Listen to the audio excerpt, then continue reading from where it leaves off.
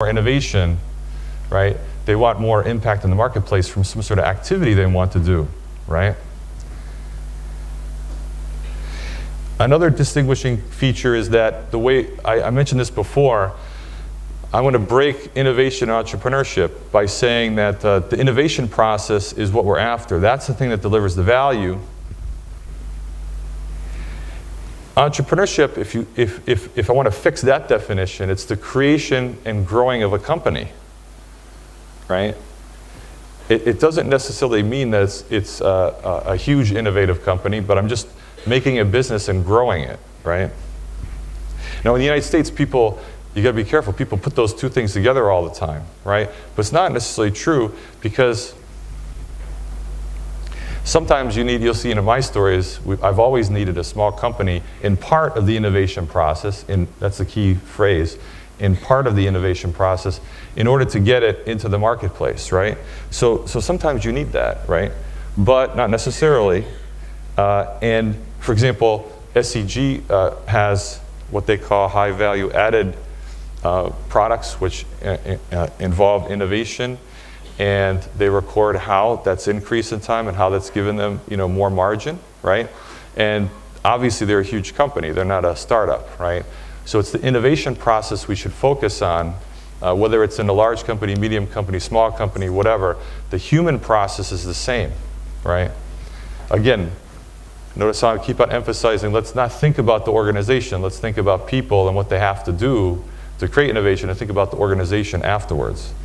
So that's why we're focusing on the process.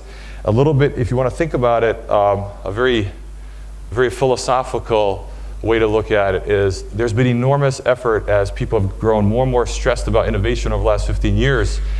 They want to concentrate on, if you think about a tree and what nutrients it needs to grow, everybody wants to concentrate on the water, the soil, all the nutrients. And really, there's been no focus on, well, how does the tree grow, right? And a good example of that is this overemphasis every time innovation comes up of venture capital, right? It drives me crazy, right? Just hearing that, we have to have venture capital. It's the other way around. If you create a good innovative environment, there'll be lots of people trying to stuff money into high growth things. Trust me on that, right? It's not the other way around, right? Again, the tree, let's focus on the tree. How do we get fast-growing trees? They'll suck in more nutrients, right? Obviously, if there is a nutrient problem, it becomes obvious, and then people try to fix it, right? So, but we can concentrate on more and more venture capital. And by the way, in the United States, venture capital, you should know this, that are the fastest 500 growing companies in the United States at any point in time, less than 7% of those companies are funded by venture capital, right? So 90-something% have nothing to do with venture capital. This is something that universities in the United States don't like to talk about, because actually if you go away from the sort of easier model for university, which is the venture capital model, all of a sudden you have to teach how to do real business, which is very difficult, especially if you haven't done business before. So let's talk a little bit about this innovation model I've been kind of leading up to, which is when you want to make a model, you want to make it simple enough that you can communicate to engineers, scientists, politicians, businessmen, investors.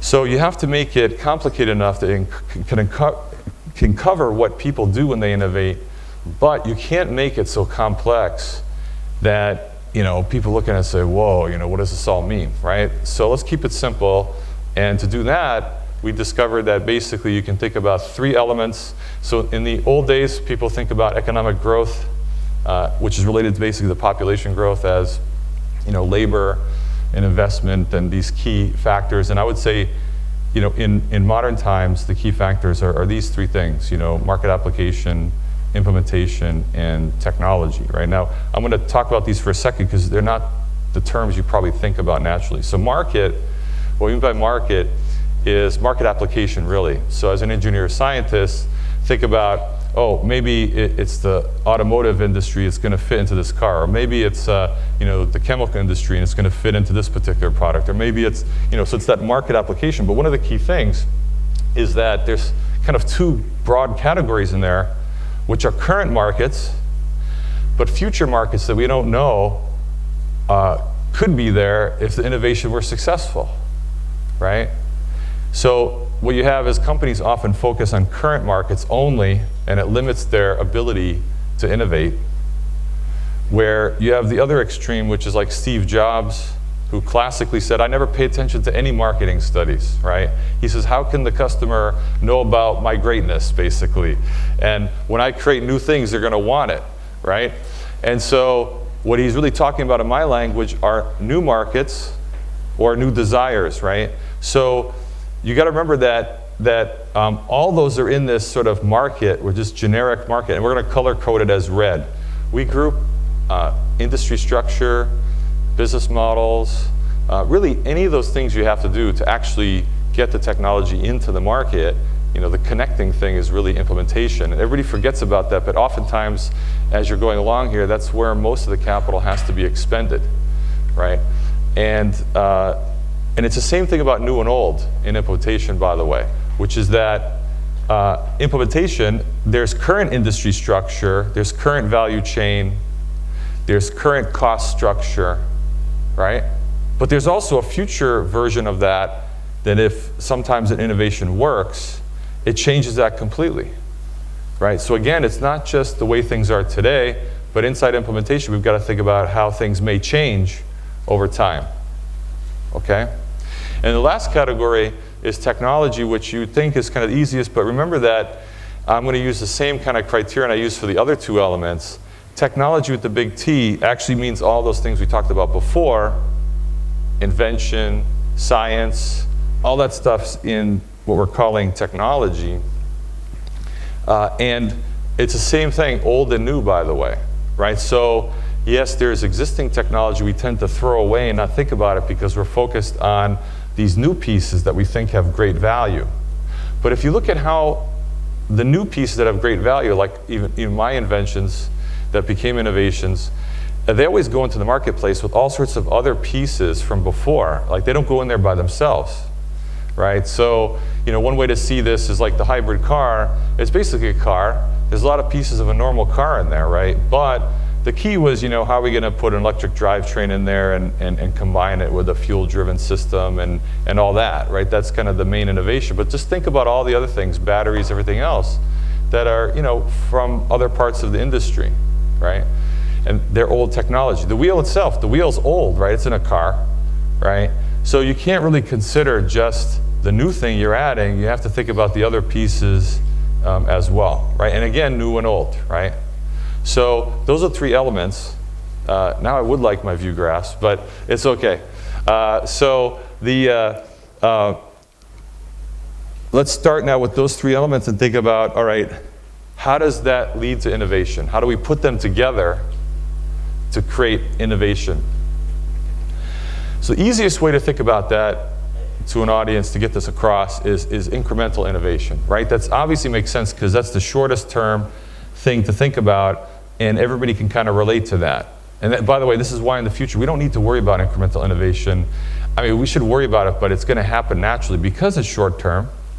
You can analyze the risks much better, right? So, you know, if you think about incremental innovation, let's suppose I'm doing the iPhone 4 and I want to get to the iPhone 5. You know, I know the market very well. I'm changing the technology a little bit, right? And I'm probably using the same business model I used for the iPhone 4, right? So what it means is my risks are actually very small. I'm just tweaking it a little bit, right? And that's why we don't have to worry about it. Everybody can do that. And so that will always continue. And by the way, when you can evaluate risk like that, it means finance comes easy because people know what you're doing, right? So incremental innovation is not really, if you look at our book Inside Real Innovation, what we're really worried about, especially in the US context, is worried about fundamental innovation, because those are actually the innovations that create decades of growth, right? And they take a much longer time to enter the marketplace, okay? So now let's continue with incremental innovation for a little bit so you can kind of see how that works. So I have three elements, right? And I just told you incremental innovation means that I'm going to minimize risk, right? Well, what that's going to mean for our three elements is that maybe I only want to change one of those elements a little bit, right? And keep the other two the same. That's low risk, right? But if they reconverge and I get a product into the marketplace, it's still an innovation, even though I might have done only a small thing, right? Because that's what we call incremental innovation. So let's take the MP3 player. It's a great example because there are many MP3 players around, and what people would do is put a different kind of technology in there. So you guys probably remember when you shifted from, well, maybe some of you are so young, you didn't remember this, but anyway, the MP3 players used to have little hard drives, and it was a really good innovation that Japanese companies made, are these little tiny hard drives that were small and could store a lot of information. But silicon technology was coming along, and so one of the shifts you could do was switch from a little tiny hard drive to solid state memory, right? And so, you know, everything else is the same, though. The market's the same, right? You're selling it to people that want to put music on this thing and listen to it. And the business model was the same. All these companies were selling a device to a consumer, right?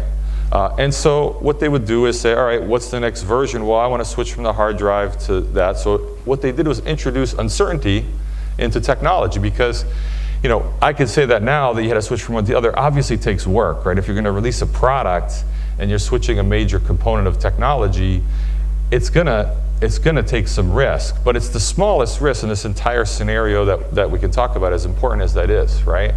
So I changed technology a little tiny bit. I keep everything else the same. It reconverges, and I launch the next version of the MP3 player. Now let's take one of the so that corporations like that one, because, you know, if they're in charge of a market and they're doing a certain business model inside that company, you know, you got all of this wiring in-house, meaning people and everything else, all targeted towards those things. You like this incremental change of technology, because if I can just change something, I can use all my same other pieces in the organization to kind of bring that innovation to market. So, the first case is what I was talking about, where the way we're going to use these diagrams is the purple dot. Remember, that color was technology, right? So what I'm showing you is that in our model, the way we're going to graphically represent this is if the market and technology implementation come together, we have an innovation in the marketplace. Okay, that's how we're going to show that. So the way you can think about when you want to do that first example, where I want to change the technology in the MP3 player, what I'm really doing is backing up, right, which means looking into the future, and I'm introducing multiple options in the purple, right, which I'm representing by these little dots, right? So see up here, I'm representing this by having these two dots and say, you know what, there's some technology uncertainty. I've got a few choices here. My market's going to be the same, and my implementation, which is green, is the same business model, same industry structure, everything. But you know, what happens is these little arrows mean they all interact, right? So of course, you can imagine if you put a technology in there and then you change something and the customer doesn't like it, right? They don't converge. You actually don't have a product in the marketplace, right? So just because you do this does not mean it's going to make an incremental innovation, right? But what I'm showing graphically here is if it's successful, they come back together and you have, you know, a new product in the marketplace, right? So the second way, right, is another favorite one of companies that have had an innovation and have a good market presence in some field, is, all right, I'm going to back up, look to the future. I'm going to use the same technology and the same business model, but I actually think that I can get into another market application, right? So it's a little bit more difficult because you know, companies don't like to go into completely new market areas, but there's often tangential ones. Like maybe I'm selling into a car, but I think it can fit into an airplane, right? It's an example, right? So I actually don't change the technology that much. You know, in this hypothetical example of the MP3 player, it'd be like, you know, this is how a music player started. So Sony had a product called the Pressman, which was used for reporters. And it's basically the same box that became the Walkman, which is really the first, you know, player, the first music player. And what they did was they pulled out the recording function, which was very controversial at the time, because, well, we could put the recording function in there. why would we sell a product where we pull the recording function out? This is the very first Walkman. And they said, because it's too complicated. We just want to listen to what's on there. And I know it sounds weird, right? This is always the case after innovation, by the way. You always look back and go, oh yeah, it's pretty obvious. Well, it wasn't obvious at the time, right? So what they're trying to do is move from just the press market into the broad market of music playing, right? So again, they're introducing uncertainty in the market application, but not so much in technology or implementation. And the last one that people get confused about is that again, implementation is the one everybody always forgets, but you could have the situation, and this actually happens a lot of times if you look at intellectual property companies, the way they become intellectual property companies, they actually go through an incremental innovation later where they go from making physical things to licensing. And by the way, you never go to licensing right away from day one. We can talk about that later. You always have to get into the marketplace first, and then you can do an incremental innovation later where you change your business model. So same technology, same application, but maybe, for example, I used to be producing the device myself, but now I license it to someone else. I'm still in the market, I still have the same technology, I just shifted the business model, okay? So that's the easiest example of explaining that. So you know, in the MP3 player example, it'd be that I introduce an MP3 player that's pretty cool. It's got some nice features, but I can't scale because you know my organization, if it's a little startup or whatever, might not be good at that. And so all of a sudden I do a shift and I say, well, instead of hiring thousands of people to do manufacturing or whatever, I'm going to just license it to someone else, and I shift my model from initially when I sold it to get market traction, but then I shift and I switch business model, same technology, same market, and I just change the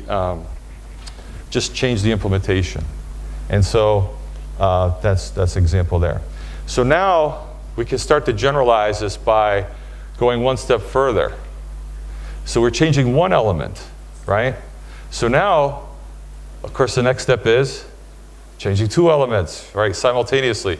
And I purposely picked this example because that's exactly why the iPod made a big difference. So people keep on saying, oh yeah, the iPod, it was designed, it's cool, you know, whatever.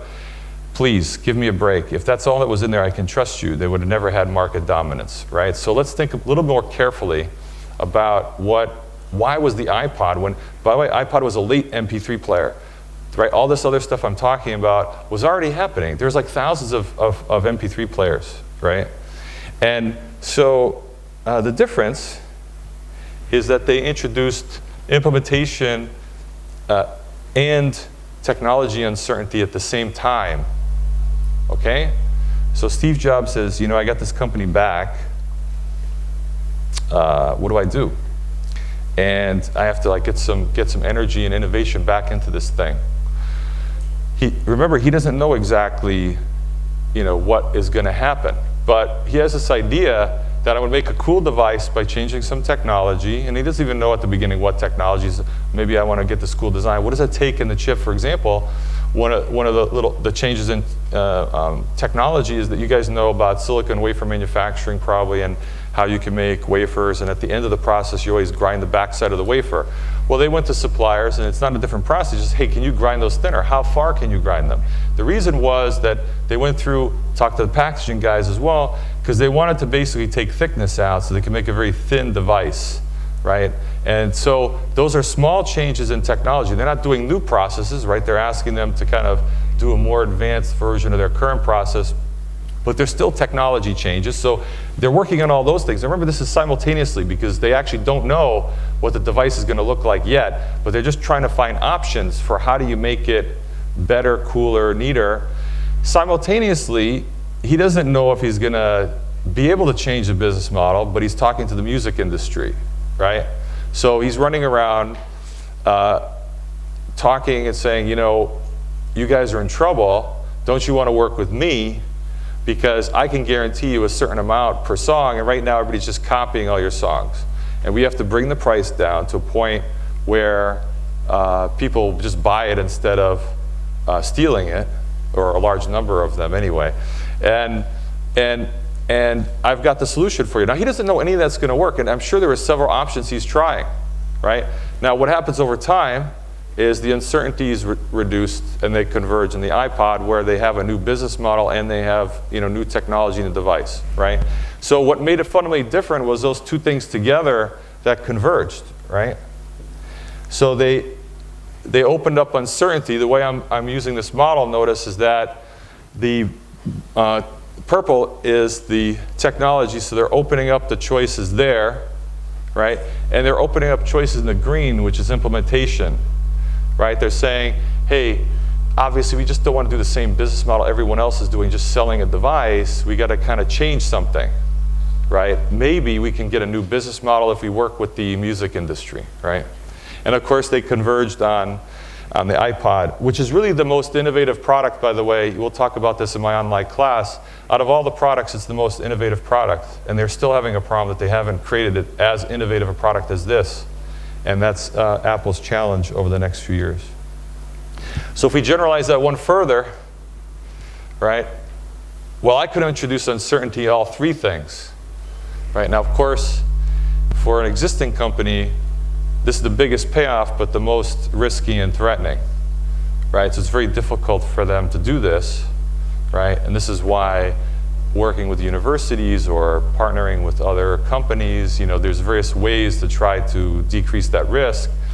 But you can imagine now, well, what happens if I look to the future and I let uncertainty open up in all three spaces? So I say, well, there's a huge number of applications that if I did something in this huge technology area but worked on the right problems, right? And there's a reasonable way, out of all the things, the way they're going to change in manufacturing, everything else, I can imagine how that might get out there, right? I could start that way.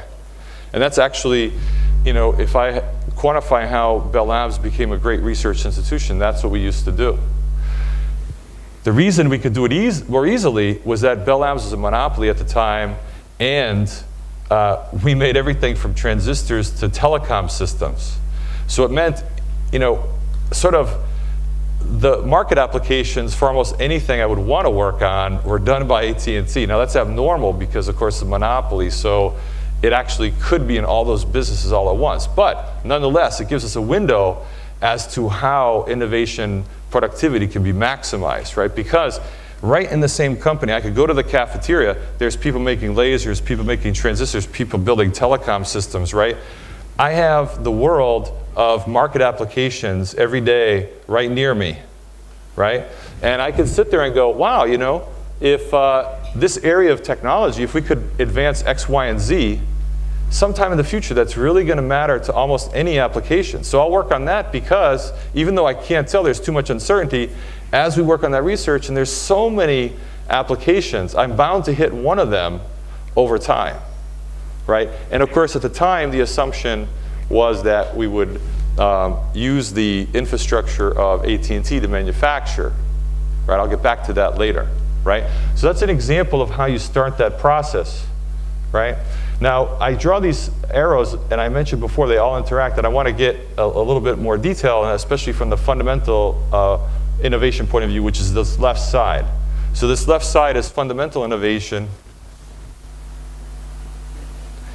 which takes 10 or 15 years, I'll get to that in a second, where we have to introduce uncertainty. Now, by the way, just before we continue, I was giving a talk in Brazil on this, and I was very impressed because it was a small group of people in this company there, and when I introduced this point, she said the following. She goes, wow. She goes, so you have to introduce uncertainty as you go further on time in order to increase the chance that you have an innovation. And I said, wow. I said, I never had anybody get that like in 2 seconds. I wanted to recruit her away and put her into MIT or something. I said, this is like unbelievable, right? And so that's the idea. It's unnatural. The idea is that you have to introduce uncertainty about the exact application, and you have to not know something about the technology or science that you're working on. You can't know the outcome, right? In order to reduce the risk. Because actually by opening up the possibilities as you work on them, the chance of having something in there converge is much higher, right? So it's a little anti-intuitive, right?